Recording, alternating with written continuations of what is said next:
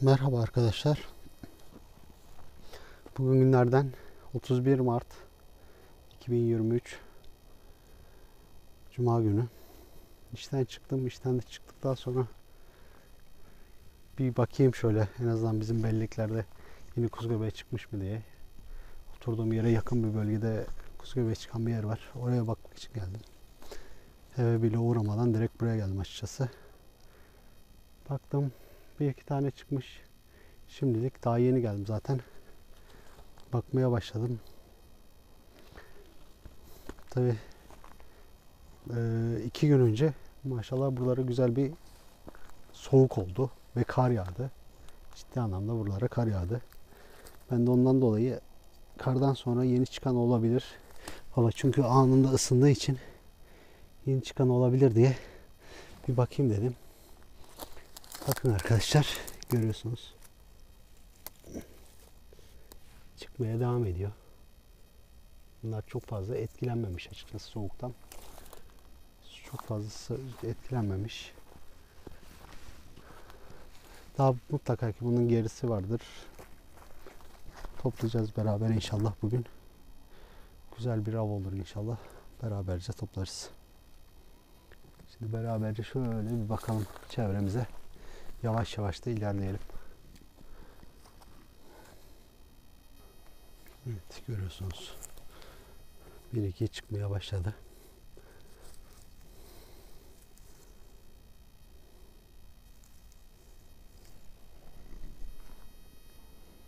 Bakın arkadaşlar, dediğim olay bu. Geçen gün ben buradan kuzu göbeği aldım. Şuradan 2 tane aldım. Tabi burada bu ufakmış o zaman için. Şu anda büyümüş. Biraz daha irileşmiş. Bunu da alıyoruz. Yarın bir daha geldiğimizde bir daha bakacağız buraya. Bu da şu demek oluyor. Hani bıçakla keselim ama kökünü, şu kısmını toprağla bağlantılı bırakır, misela ile bağlantılı bırakırsak o zaman bu hastalık buluyor. Ve ne yenisi çıkıyor ne de küçükler büyüyor. O yüzden dikkat ederseniz sizin için iyi olur. Sonuçta sizin belleğiniz. Bu benim sadece bir tavsiyem. Dediğim gibi arkadaşlar, böyle su akıntısına doğru, bulduğunuz yerin suyun aktığı yöne doğru bakarsanız bulma ihtimali biraz daha artar. Benimki bu tavsiye. Neden artar diyorum? Çünkü ben tecrübe ettiğim için. Hani belli bir şeyde gözüme çarptığı için söylüyorum. Bakın. Bakın. Şöyle yukarıdan su akıntısının olduğu yere doğru gelmiş.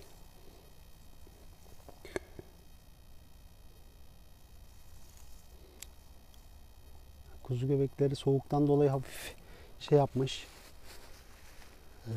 Büyümesi durmuş. Ve biraz kararmışlar. Yağan kar büyük ihtimal bunları bir kat yakmış. Ondan dolayı arkadaşlar. Yeniler, yenisi çıkar. O yönden hiç merak etmeyin. Ama biz bunlardan sonra şey yapacak, çürüyecek. Bunları da toplayalım. En azından topluma faydalı bir şeye çevirelim. En azından yiyelim yani. Şöyle gördüğünüz gibi buraya geçtim. Şöyle baka baka yukarı doğru çıkacağım. Sonra biraz daha yana kayacağım. Bulunduğum bölge böyle bir bölge. Şu anda yönüm güneye doğru bakıyor. Yani kuzeye bakan bir yamaçtayım. Ondan dolayı buraların nemi korumuş. Görüyorsunuz. Yosunları görüyorsunuz arkadaşlar. Ondan dolayı. Güzel bir ortam. Temiz hava. İnanın kuş sesleri böyle bana çok huzur veriyor. Acayip yani keyif alıyorum. Ondan dolayı da her fırsatı buldum mu direkt ormana doğru kaçıp gidiyorum. Bir taraftan konuşuyorum, bir taraftan yukarı doğru bakarak gidiyorum arkadaşlar. Bu bölgelerde geçen sefer geldiğimde de aldım. Şimdi de görüyorsunuz 1-2 çıkıyor.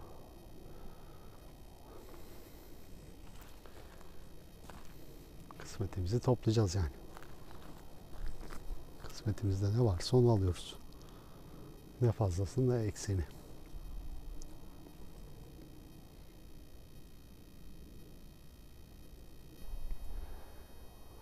arkadaşlar bulunur ama şöyle irileşmiş büyük denk gelmiyor. Hatta bunu da bir kat artık insan mı çiğnedi, hayvan mı çiğnedi, büyü çiğnemiş. Çiğnemiş arkadaş bunu. Ve arkadaşlar bakın işte dediğim şey şu. Görünmeyen, kenarda kalan büyüyecek ama o da tabii soğuktan dolayı rengi değişmiş arkadaşlar. Böyle çok aşırı büyük bir şekilde daha bulunmuyor. Ufak tefek de olsa çıkıyor. Çıkanları da biz alıyoruz açıkçası. Çok ufakları bırakıyoruz. Kendi şeyimde bir limitim var benim. Onun ufağını bırakırım. Büyüyeni de alırım zaten. Açıkçası. Bakın buradan 3 tane aldım. Ve çevresine güzelce de bakıyorum. Yani görüyorsunuz. Büyüyecek burada arkadaşlar. Nasıl büyür? Kuzu gebeği ne olursa büyür. Şu anda yerin nemi çok güzel. Hava ısınır. Rüzgar çıkmazsa eğer ve rüzgar çıkmadığı için de mesela şimdi rüzgar çıkarsa toprağı kurutur ama rüzgar çıkmazsa nem ve sıcak kuzu göbeğini hem çoğaltır hem büyütür arkadaşlar. Ondan dolayı bakın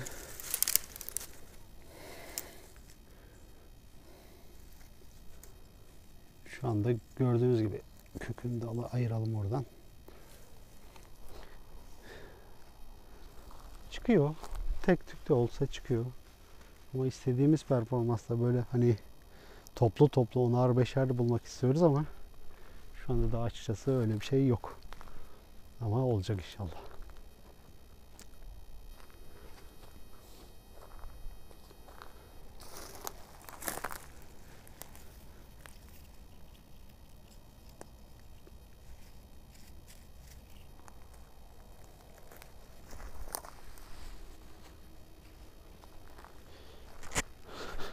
Bakalım dolaşmaya devam edelim arkadaşlar.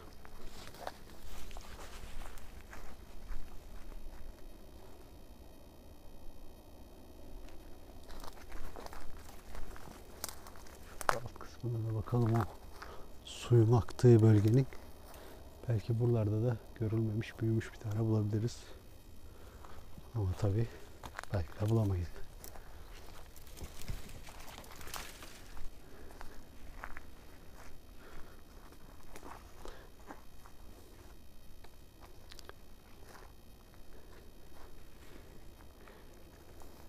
Evet arkadaşlar bakın. Bunlar küçük. Görüyorsunuz. Dediğim limitin altı bunlar. Bu yüzden 3 tane yan yana bırakacağım. Bir daha geldiğimde kısmet olursa alırım ben onları.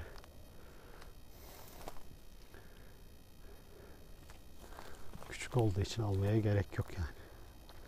Büyürse büyür veyahut da kalır, tohum olur. Veyahut da bir ihtiyacı olan hayvan, insan alır. Dolaşmaya devam edelim bakalım biraz da.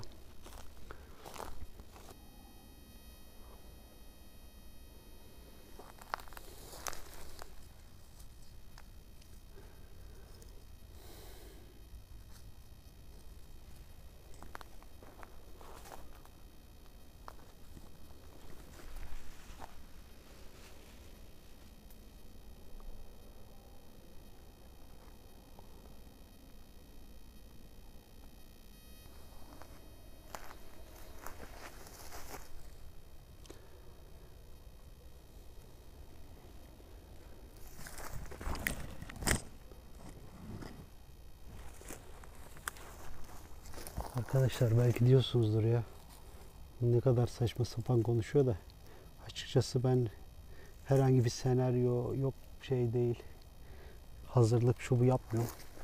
Alıyorum kameraya elime buluyorum buldukça da konuşuyorum.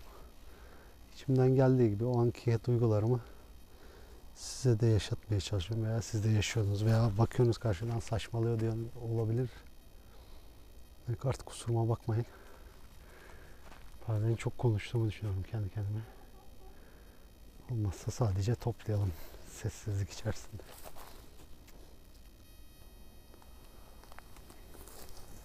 Bakın arkadaşlar. Bunun yanlışla çiğnenmiş görülmemiş tabi. Ha, dibinde bakın bir tane daha ufak var. Bu ufak olduğu için bunu bırakıyorum. Büyürse büyür.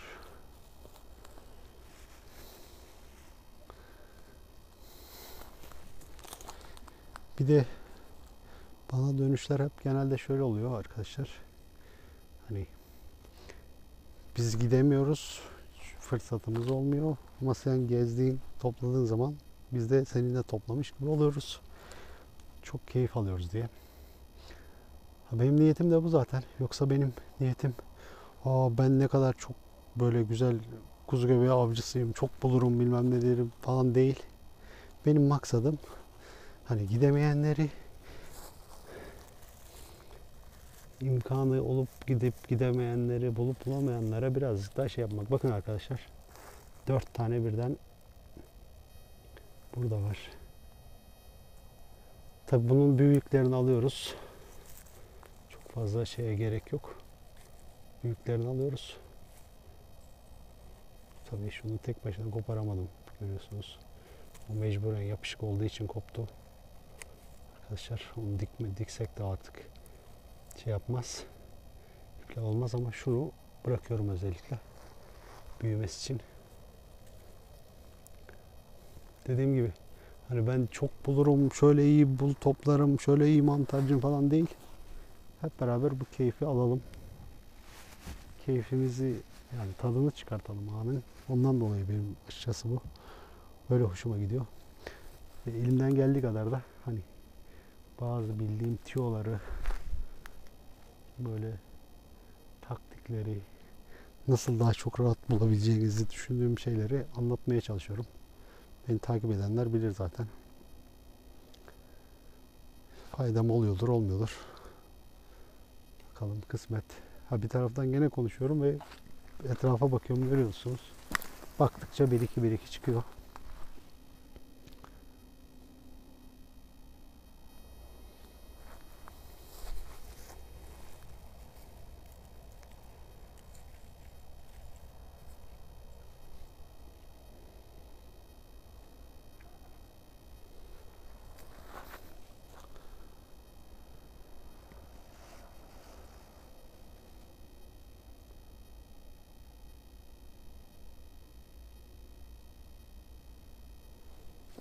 Şu bıraktığımızda biraz açıktı arkadaşlar. Güneş direkt yakmasın. Şöyle biraz purle gizleyelim. Güneşi yakmasını diyelim.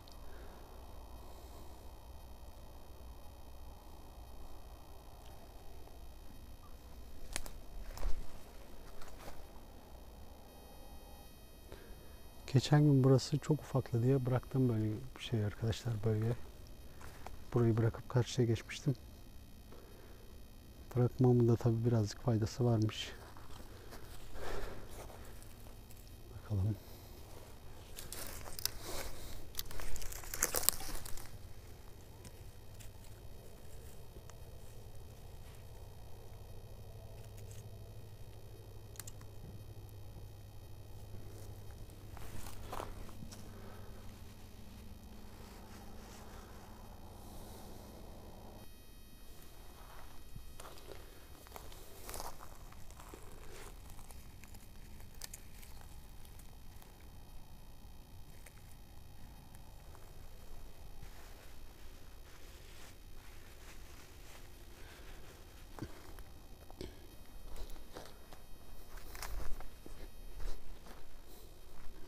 Bakın arkadaşlar ne kadar taze yiyince çıkmış. Tabii bu limit altı olduğu için almıyorum. Bu limit tabii ki arkadaşlar benim kendi limitim. Herkesin limiti farklıdır. Onu almıyorum, o çok ufak benim için.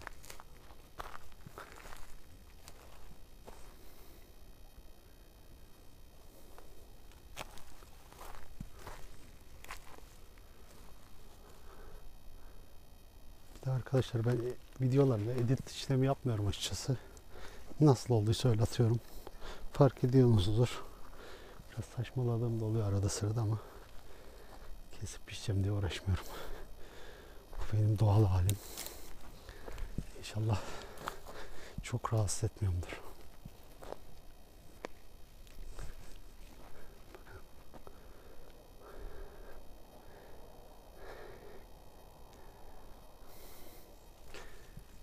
İftara yaklaşık 45 dakika kaldı.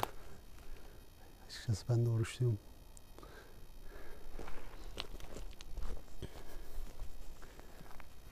Sanırım bir 10-15 dakika kalayıncaya kadar da toplamayı planlıyorum. Bakalım kısmetimizde ne kadar var.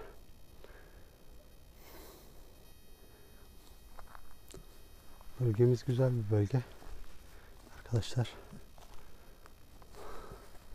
benim hala umudum var buralardan. Bakalım. Yaklaşık 20-25 kadar oldu. Ama açıkçası çok iri değil. Onun için adet bazında fazla ama kilo bazında düşük.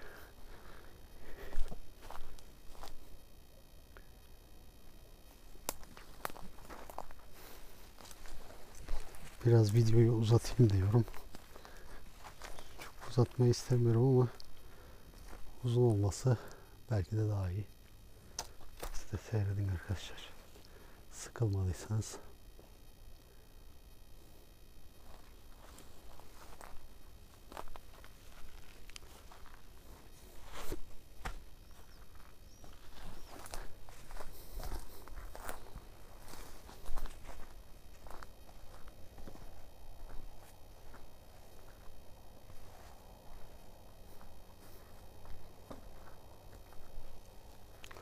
Bölgelerde daha çok beyaz buz göbeği çıkıyor arkadaşlar. Daha önceki tecrübelerime göre.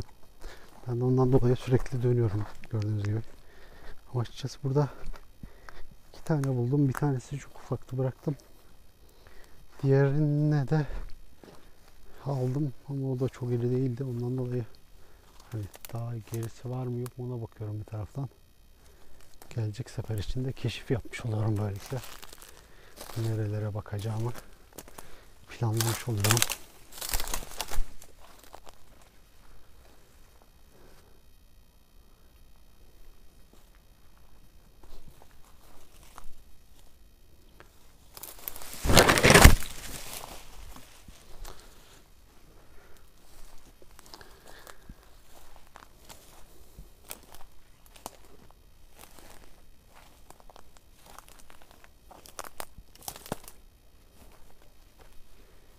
Bu bölgede çalılar çok sıklaştı.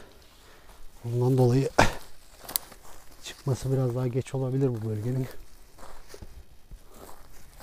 Tabii bu benimki bir tahmin.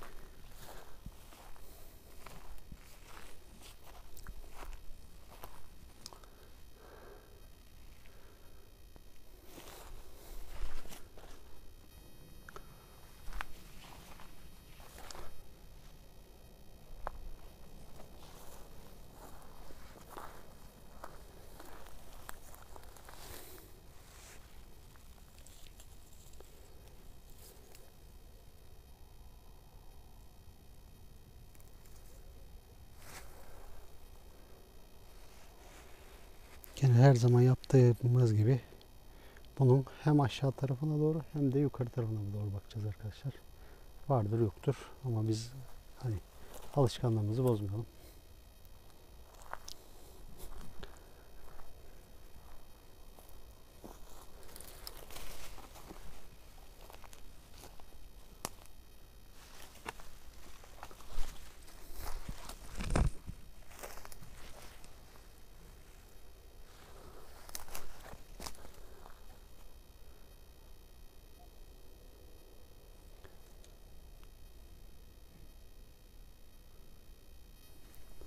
Hem aşağısına hem yukarısına baktım arkadaşlar. Bunun yok. Şu anda çıkan tek. O yüzden devam edelim aramaya.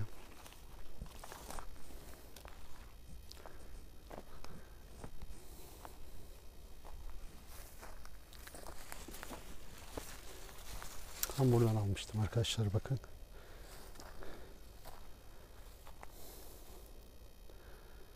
Benim görebildiğim yok. Tabii ki tek başına free takılıyormuş.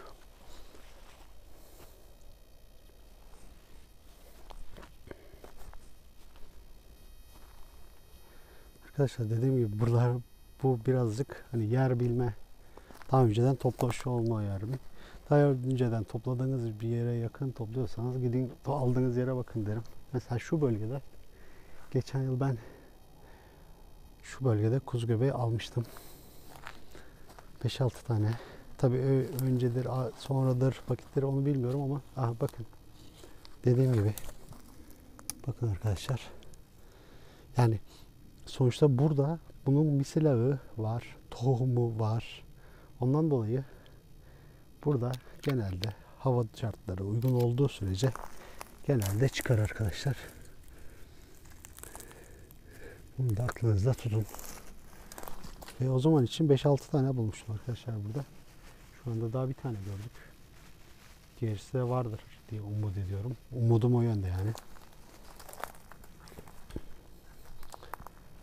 Yavaş gidiyorum ki hem çiğnemeyeyim hem de varsa bırakmayayım diye. Bakalım arkadaşlar.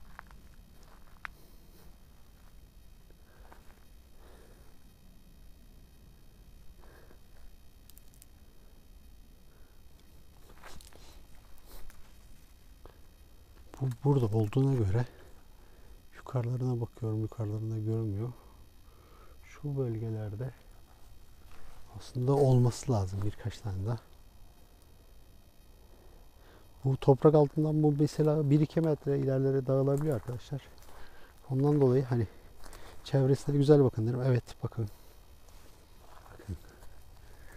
Bakın arkadaşlar.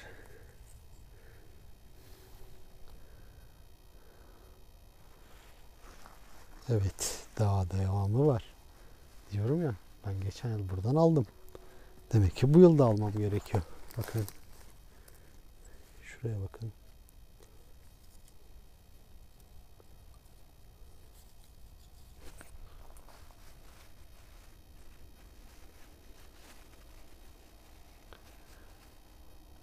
Bir düzgün topladıktan sonra arkadaşlar, toprak sizi yarı yolda bırakmaz. Her zaman kısmetinizi verir. Görüyorsunuz. Veriyor da. Daha bunun gerisi de vardır. Mutlaka ki de ben görebilir miyim bilmiyorum. Bakıyorum şimdi.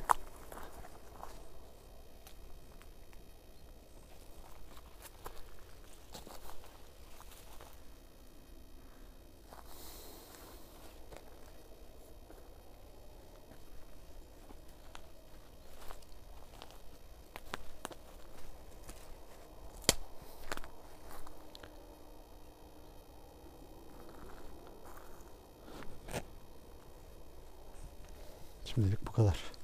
En azından bu bölgede. Geçen yıl bulduğum bölgede şimdilik bu kadar.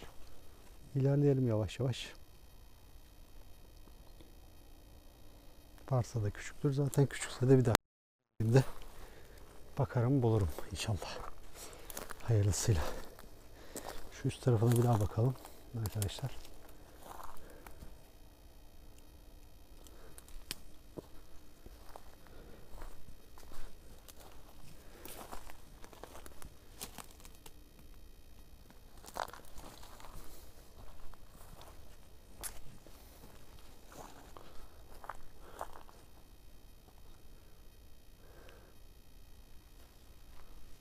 Buralarda şimdilik görünmüyor.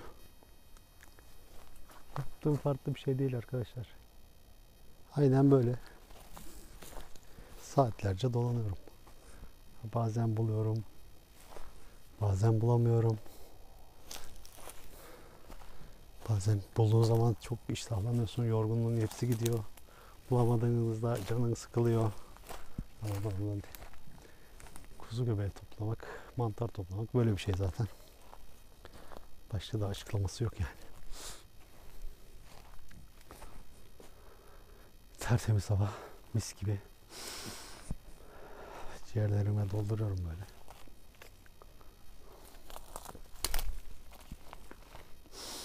Bu da sizin için de.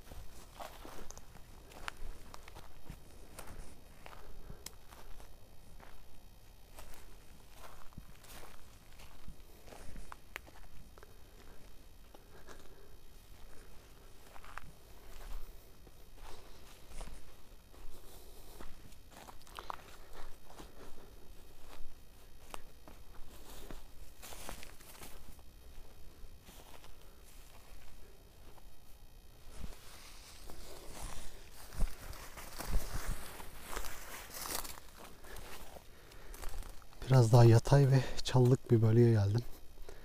Bakalım burada nasıl olacak kısmetimiz. Bu bölge biraz daha böyle batıya doğru bakıyor yamaç. Burada daha önce buldum. Tabii böylelikle beyaz kuzu göbeği tarafı bitmiş. Bu bölgeden sonra daha önce tecrübelerime dayanarak söylüyorum. Genelde siyah kuzu göbeği buluyorum. Tabii şimdi bulacağım bulmayacağım bilmiyorum. Bakalım. Göreceğiz.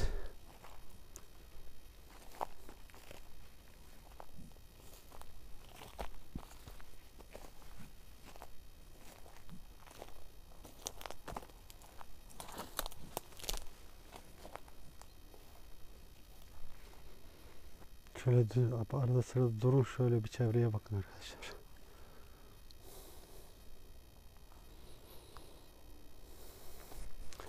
Güneşin batmasına yaklaşık 25 dakika var. Bir hayatta kalma kitabında okumuştum arkadaşlar. Şu şekilde güneşe doğru elinizi uzatıyorsunuz ve sayıyorsunuz. Parmakları dayadığınız zaman her parmak 5 dakika. Dağdaki şeyden itibaren 5, 10, 15, 20, 25 dakika. 25 dakika sonra güneş batacak gibi görünüyor. Da iftar vaktine yaklaşık 35 dakika kaldı demek oluyor. Bakalım, daha vaktimiz var arkadaşlar. Kısmet olsa bu gece yükleyip sizi izlettirmeyi planlıyorum bu videoyu.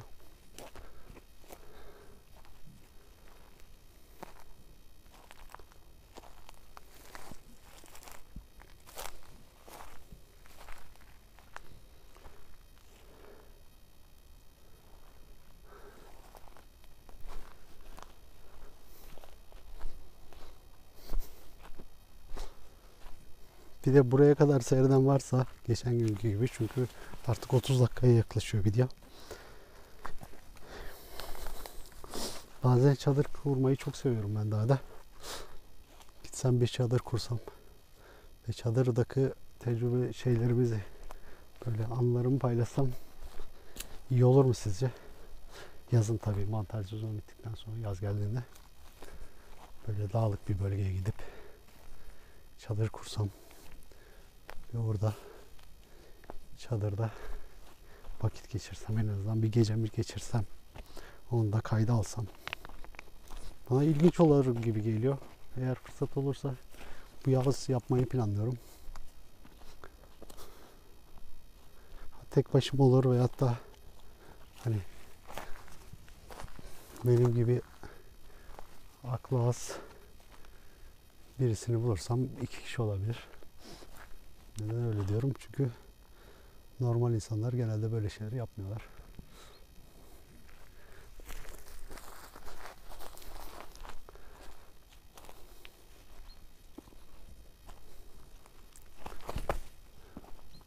Evet arkadaşlar, bakın daha bu bölgede denk gelmedi.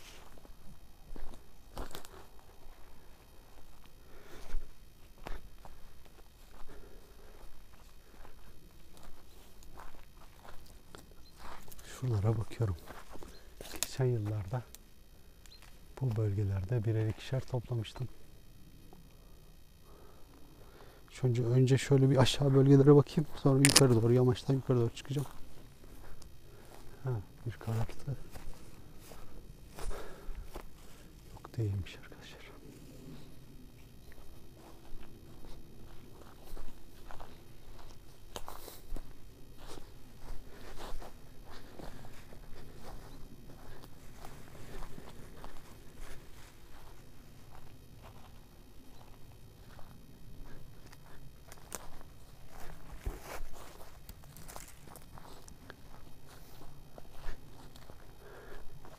Işık azaldı, görüş artık biraz daha böyle, artık hani renkler hepsi kahverengiye dönmeye başladı.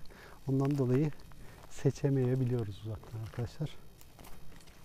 Ama buradan da 2-3 tane bulsak iyiydi.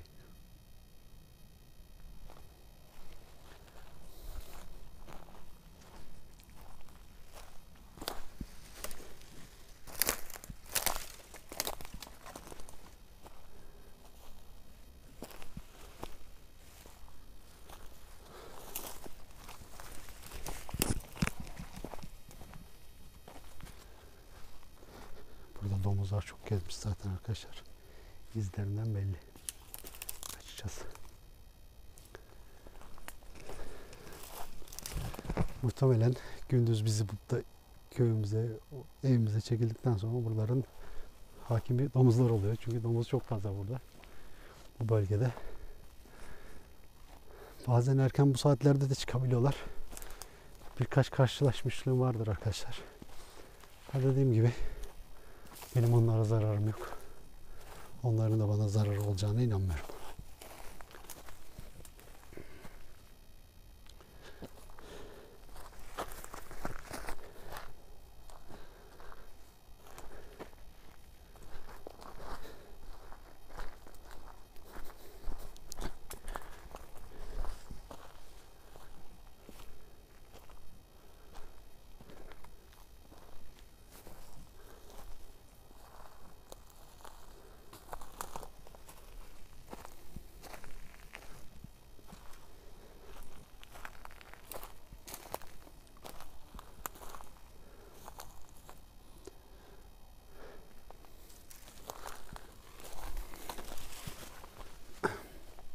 Şu anda batıya bakan bölgeden çok verim alamadım arkadaşlar.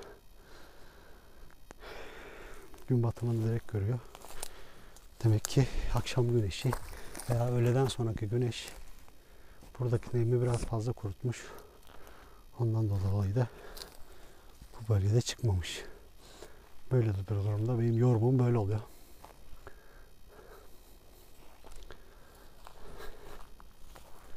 Dediğim gibi geçen yıllarda bulduğum için ben yine de vazgeçmeyip biraz daha bakacağım buralara.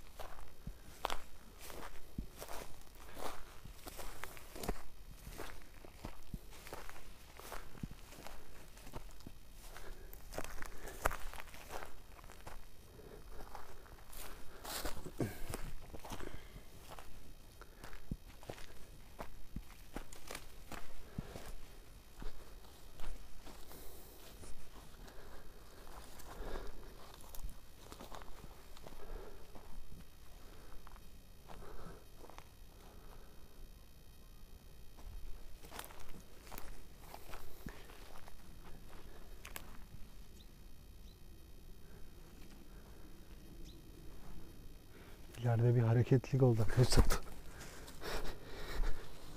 Ona baktım. Domuzun bol olduğu bir bölge burası. Olabilir. Yani yatıyorsa da rahatsız edecek şekilde üzerine gitmeyeyim diye baktım dikkatle. Ama değil gibi görünüyor.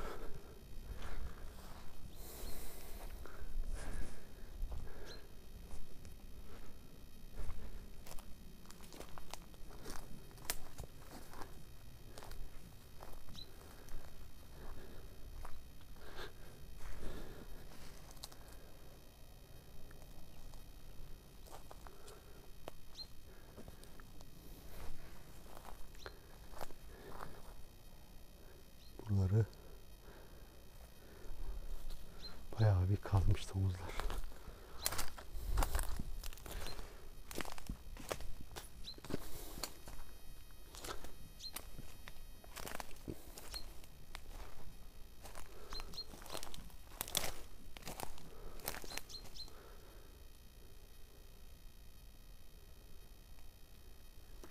...2-3 gündür eksiğin altına eksiye düşüyor hava sıcaklığı arkadaşlar. Bugün muhtemelen düşmez artık. Güneş iyiydi. Kar da iyice eridi. Yükseklere çıktı. Denizli Honaz için konuşuyorum.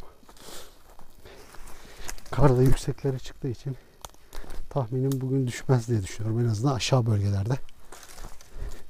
Bu da mantarların, kuzu göbeklerinin gelişmesi için biraz daha iyi. Sıfırın altında çünkü gelişmesi duruyor. Veyahut da soğuk tamamen kurutup zedeleyebiliyor.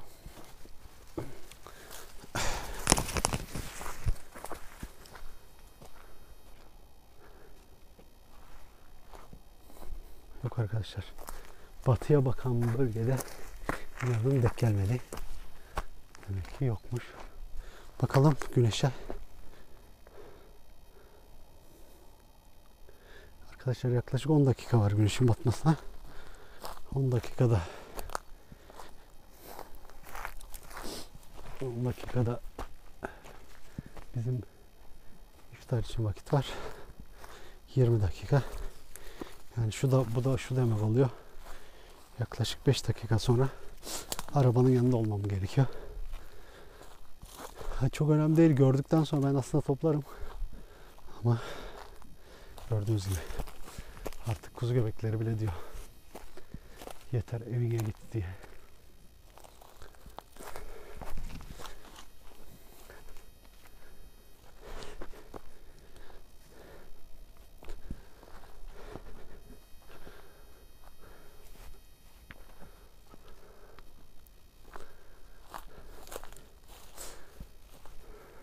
Hala seyreden varsa arkadaşlar Ramazanınız mübarek olsun. Tabi bu biraz geç oldu ama artık kusuruma bakmayın.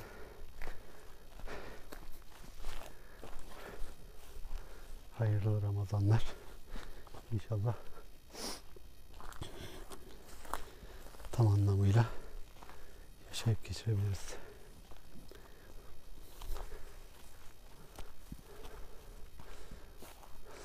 On dakikadır sadece geziyoruz arkadaşlar. Başka bir şey bulduğumuz falan yok. Yanlış anlamayın. Ortam güzel geldi. Sizin de bu ortamı tatmanız için açıkçası birazcık. Böyle doğaçlama devam ettim.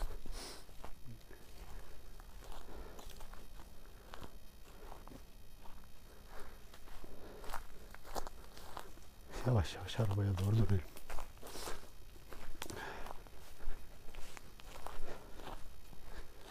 Ama alışkanlık işte.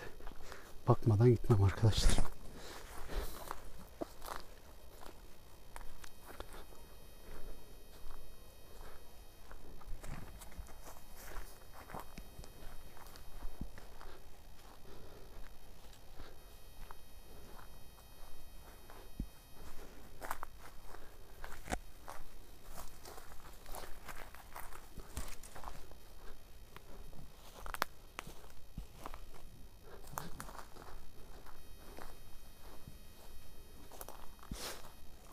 Gider ayak belki böyle bir tanesi, iki tanesi ya beni de götür diyebilir.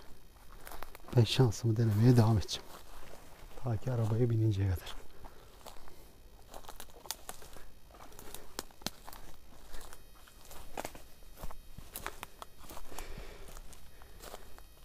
Beğenirseniz, iyi kötü bir yorum yaparsanız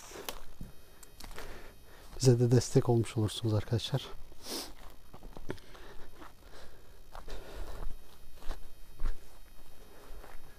Sizin desteğiniz çok önemli.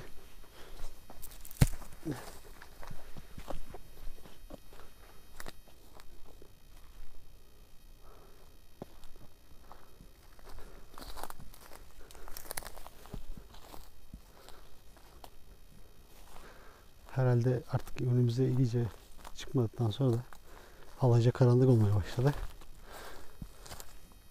Görme şansımız yok arkadaşlar.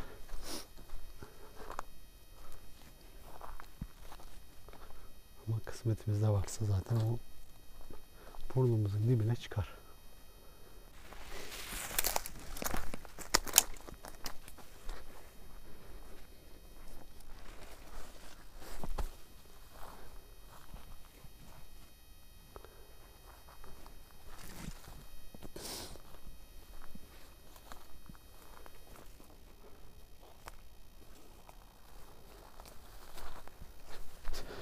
Böyle gitmiyor bakmayın.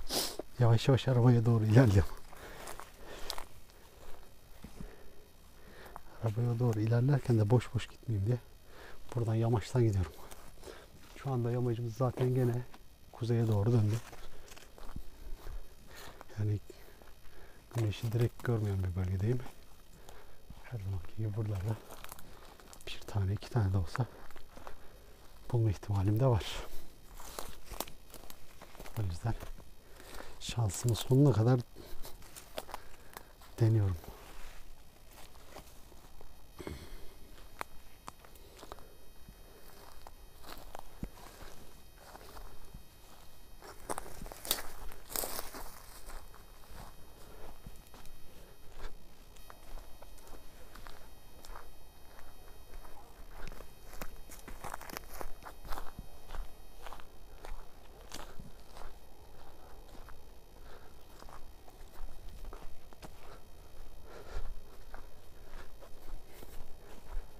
Buyurun, manzaramız da bu.